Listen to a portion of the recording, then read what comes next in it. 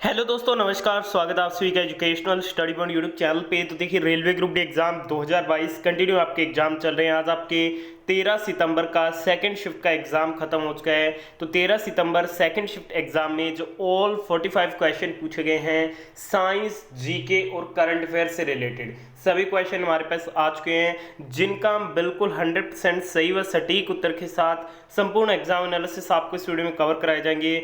Video में बताए गए सभी क्वेश्चन 100% रियल और ऑथेंटिक रहेंगे। तो जिन भी दोस्तों का सेकंड शिफ्ट में एग्जाम था, सभी साथी वीडियो में ध्यान से अंत तक बने रहिएगा। आपको अपनी शिफ्ट के सभी क्वेश्चनों के राइट आंसर इसी वीडियो के माध्यम से पता लग जाएंगे।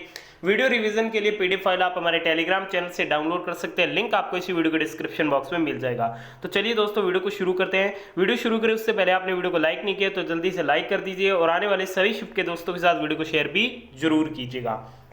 तो सेकंड शिफ्ट का आपसे पहला क्वेश्चन पूछा गया, कॉमनवेल्थ गेम 2022 किस देश में आयोजित किए गए हैं। तो देखिए दोस्तों, कॉमनवेल्थ गेम्स 2022 है वो बर्मिंघम इंग्लैंड में आयोजित किए गए हैं। तो बर्मिंघम इंग्लैंड इस क्वेश्चन का आपका बिल्कुल राइट आंसर था। और बात करें कॉमनवेल्थ गेम 2022 में भारत पदक तालिका में किस स्थान पे था, तो भारत पदक तालिका में चौथे स्थान पे था। भारत को कुल 61 मेडल मिले, जिसमें 22 गोल्ड मेडल थे, 16 सिल्वर मेडल थे और 23 जो है वो कांस्य पदक थे। इन्हीं 61 मेडलों की बदौलत भारत जो है वो कॉमनवेल्थ गेम 2022 में चौथे स्थान पर कायम रहा। अगला क्वेश्चन पूछा गया, प्रथम पंचवर्षीय योजना कब से कब तक चली। देखिए दोस्तों, प्रथम जो पंचवर्षीय योजना थी ये 1951 से 1956 तक चली थी। ठीक है, तो ये इस क्वेश्चन का आपका बिल्कुल राइट आंसर था। ये रोड डोमर मॉडल पर क्या थी, आधारित थी। इसका जो प्रमुख उद्देश्य था वो कृषि विकास को प्राथमिकता इसमें दी गई थी। इसके अंतर्गत भाखड़ा नांगल, हीराकुंड, दामोदर घाटी जैसी बहुउद्देशीय परियोजना चलाई गई। कृषि विकास इसकी क्या थी, प्रथम प्राथमिकता थी। ठीक है दोस्तों, तो ये इस क्वेश्चन का आपका बिल्कुल राइट आंसर था। अगला क्वेश्चन पूछा गया, प्रधानमंत्री राष्ट्रीय बाल पुरस्कार 2022 कितने को मिला है। तो प्रधानमंत्री राष्ट्रीय बाल पुरस्कार 2022 29 कैंडिडेट्स को मिला है। ठीक है दोस्तों, तो 29 इस क्वेश्चन का आपका बिल्कुल राइट आंसर था। नेक्स्ट क्वेश्चन साइंस से पूछा गया कि इनमें से कौन सा सही है। चार आपको वहां पे फॉर्मूले दिए गए थे। तो देखिए दोस्तों, P बराबर एक ऑप्शन में दिया गया था V इंटू आई, यानी कि जो पावर है वो क्या है, वोल्टेज और आपके धारा का गुणांक होता है। ठीक है, तो P बराबर V इंटू आई इस क्वेश्चन का आपका बिल्कुल राइट आंसर था। यहां से भी ग्रुप डी में काफी क्वेश्चन पूछे जा रहे हैं। जैसे कई बार आपको P का मान दे दिया जाता है, I का मान दे दिया जाता है, V की वैल्यू पूछ ली जाती है, फिर आपको V का मान दे दिया जाता है, I का मान दे दिया जाता है और पावर निकाली जाती है। ठीक है, तो इस प्रकार से आप इस फॉर्मूले से क्वेश्चन जो है वो हल कर सकते हैं।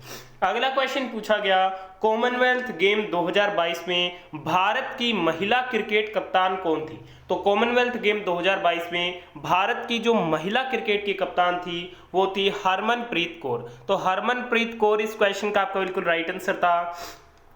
अगला क्वेश्चन आपसे पूछा गया, भीमा नदी किस राज्य से होकर गुजरती है। देखिए दोस्तों, बात करें अपने भीमा नदी की तो ये महाराष्ट्र, कर्नाटक और तेलंगाना राज्य से होकर गुजरती है। तो महाराष्ट्र, कर्नाटक और तेलंगाना इस क्वेश्चन का आपका राइट आंसर था। अगर आपको ये पेयर में दिया गया था तो ये तीन राज्य दिए गए होंगे। अगर आपको एक ऑप्शन दिया गया था तो इन तीन राज्यों में से एक आपको दिया गया रहेगा, वो आपका बिल्कुल राइट आंसर था। देखिए दोस्तों, भीमा महाराष्ट्र राज्य से निकलती है और जो भीमा है वो कृष्णा की क्या है, सहायक नदी है, जिसे चंद्रभागा नदी के नाम से भी जाना जाता है। अगला क्वेश्चन आपसे पूछा गया, भारत में 2011 की जनगणना के अनुसार कितने प्रतिशत लोग हिंदी भाषी हैं। तो भारत में 2011 की जनगणना के अकॉर्डिंग 43.6% जो लोग हैं वो हिंदी भाषी हैं। तो ये इस क्वेश्चन का आपका बिल्कुल राइट आंसर था। भारत में सबसे अधिक हिंदी, दूसरे स्थान पे बंगाली और तीसरे स्थान पे जो है वो मराठी भाषा बोली जाती है 2011 की जनगणना के अकॉर्डिंग। बढ़ते अगले क्वेश्चन की ओर। अगला क्वेश्चन पूछा गया, ऋग्वेद में कुल कितने सूक्त हैं। तो ऋग्वेद में कुल कितने सूक्त हैं, तो इनकी जो संख्या है वो 1028 है। तो 1028 इस क्वेश्चन का आपका बिल्कुल यहाँ पे राइट आंसर था। अगला क्वेश्चन आपसे पूछा गया, वर्ष 2022 के अनुसार भारत का हंगर इंडेक्स रैंक क्या है। देखिए दोस्तों, वर्ष 2022 में भारत जो है वो हंगर इंडेक्स में 101वें स्थान पे है। ठीक है दोस्तों, तो 101 पोजीशन इस क्वेश्चन का आपका बिल्कुल राइट आंसर था। अगला क्वेश्चन आपसे पूछा गया, बनास नदी किसकी सहायक नदी है। देखिए दोस्तों, बात हो रही है बनास नदी की, तो ये आपके चंबल नदी की क्या है, सहायक नदी है। तो चंबल नदी इस क्वेश्चन का आपका बिल्कुल राइट आंसर था। बढ़ते हैं नेक्स्ट क्वेश्चन की ओर। अगला क्वेश्चन आपसे पूछा गया, 73वां संविधान संशोधन कब हुआ था। देखिए दोस्तों, ये क्वेश्चन अभी तक एग्जाम में 7 से 8 बार रिपीट हो चुका है। तो देखिए, जो 73वां संविधान संशोधन है ये 1992 में हुआ था। तो 1992 इस क्वेश्चन का आपका बिल्कुल राइट आंसर था। अगला क्वेश्चन आपसे पूछा गया, कोई प्रकाश अभिलंब पर चढ़ता है तो उस बिंदु को क्या कहते हैं। तो इसे आपतन बिंदु कहा जाता है। तो आपतन बिंदु इस क्वेश्चन का आपका बिल्कुल क्या रहेगा, राइट आंसर रहेगा।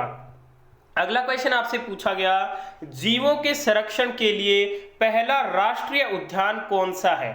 तो जीवों के संरक्षण के लिए जो पहला राष्ट्रीय उद्यान है वो कौन सा है, तो ये है आपके जिम कॉर्बेट नेशनल पार्क। तो जिम कॉर्बेट नेशनल पार्क इस क्वेश्चन का आपका बिल्कुल राइट आंसर रहेगा। ये 1936 में बना था और ये कहां पे स्थित है, तो ये आपके उत्तराखंड में स्थित है। बढ़ते हैं नेक्स्ट क्वेश्चन की ओर। अगला क्वेश्चन आपसे पूछा गया, दुर्बल अमल और प्रबल क्षार आपस में मिलते हैं तो विलयन का पीएच मान क्या होगा। तो ये होगा आपके 7 से अधिक। ठीक है, तो 7 से अधिक इस क्वेश्चन का आपका बिल्कुल राइट आंसर रहेगा। अगला क्वेश्चन आपसे पूछा गया, लेड नाइट्रेट को प्रबल ताप पर गर्म करने पर से कौन सी ठोस पदार्थ प्राप्त होगी। तो ये होगी नाइट्रोजन डाइऑक्साइड और लेड ऑक्साइड। ठीक है दोस्तों, तो नाइट्रोजन डाइऑक्साइड और लेड ऑक्साइड क्या करना था आपको, इस क्वेश्चन का राइट आंसर करना था। नेक्स्ट क्वेश्चन आपसे दर्पण से रिलेटेड पूछा गया कि अवतल दर्पण में फोकस दूरी होती है। तो अवतल दर्पण में जो फोकस दूरी होती है वो आपको ध्यान में रखना है, ऋणात्मक में होती है। और यहीं पे आपसे उल्टा पूछ लिया जाए कि उत्तल दर्पण में क्या होगी, तो उत्तल दर्पण में आपके पॉजिटिव होगी, धनात्मक होगी। ठीक है, तो ये जरूर ध्यान में रखिएगा, नेक्स्ट शिफ्ट में यहाँ से क्वेश्चन पूछा जाएगा। अगला क्वेश्चन पूछा गया, बोरेक्स निर्माण में किसका उपयोग किया जाता है। तो बोरेक्स के निर्माण में धावन सोडा का प्रयोग किया जाता है। तो धावन सोडा इस क्वेश्चन का आपका बिल्कुल राइट आंसर था। बढ़ते हैं अगले क्वेश्चन की ओर। वीडियो में आगे बढ़े उससे पहले मैं आपको बता दूं, ग्रुप डी एग्जाम 2022 में साइंस के ये 55 प्रश्न हर शिफ्ट में बार बार रिपीट हो रहे हैं। 10 नंबर पक्के कर लो इस वीडियो को देख के। इस वीडियो का लिंक मैं आपको इसी वीडियो के डिस्क्रिप्शन बॉक्स में ऊपर दे दूंगा, जल्दी से लिंक पे क्लिक करके वीडियो को देख लीजिए। जिन भी दोस्तों का नेक्स्ट शिफ्ट में एग्जाम है, मैं आपको 100% गारंटी के साथ कहता हूं, अगर आप ये साइंस के 55 प्रश्न अपनी परीक्षा से पहले रट के जाते हैं तो डायरेक्ट 10 नंबर आप साइंस के इसी वीडियो से पक्के कर लेंगे। तो बिल्कुल भी देर मत कीजिए, समय बहुत कम बचा है एग्जाम में, जल्दी से इस पूरे वीडियो को देख लीजिए। अगला क्वेश्चन पूछा गया, मानव शरीर में पाचन में पित्त लवण की भूमिका होती है। तो क्या होती है, तो इसकी भूमिका होती है वसा का पायसीकरण करें और उनके अवशोषण की सुविधा प्रदान करें।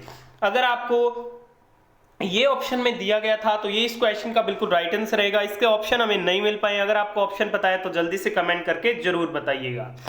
ठीक है दोस्तों, बढ़ते हैं अगले क्वेश्चन की ओर। अगला एक क्वेश्चन आपसे पूछा गया, सिलिकॉन, स्कैंडियम और जर्मेनियम को क्रम में सजाएं। तो देखिए, सिलिकॉन जो है वो 21वें नंबर पे आता है, स्कैंडियम जो है वो 28वें नंबर पर आता है और जो जर्मेनियम है वो 32वें नंबर पे आता है। तो पहले क्या आएगा, पहले सिलिकॉन आएगा, फिर स्कैंडियम और फिर जर्मेनियम। तो ये इस क्वेश्चन का आपका बिल्कुल राइट आंसर था। अगला क्वेश्चन आपसे पूछा गया कि 4, 6 और 8 ओम के प्रतिरोध को 9 वोल्ट की बैटरी से समांतर यानी कि पैरेलल क्रम में जोड़ा गया है, तो कुल प्रतिरोध ज्ञात करो।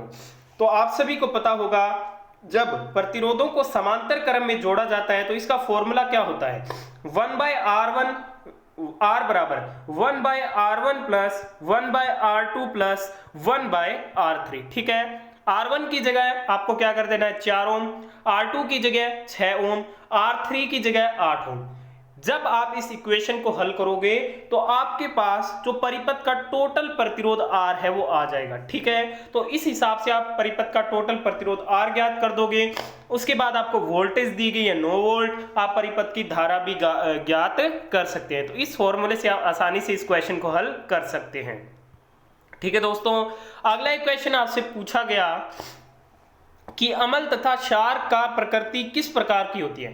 देखिए दोस्तों, हमें कैसे पता चलेगा कि वह अम्लीय है या फिर क्षारीय। अम्लीय का यह संकेत होगा कि उसकी जो पीएच वैल्यू है वो 7 से कम होगी। और क्षारीय का कैसे पता चलेगा, क्षारीय की जो पीएच वैल्यू है वो 7 से 14 के मध्य होगी, तो वह जो है वो क्षारीय प्रकृति का होगा। और अम्लीय प्रकृति का कब होगा, जब उसकी पीएच वैल्यू 7 से नीचे होगी।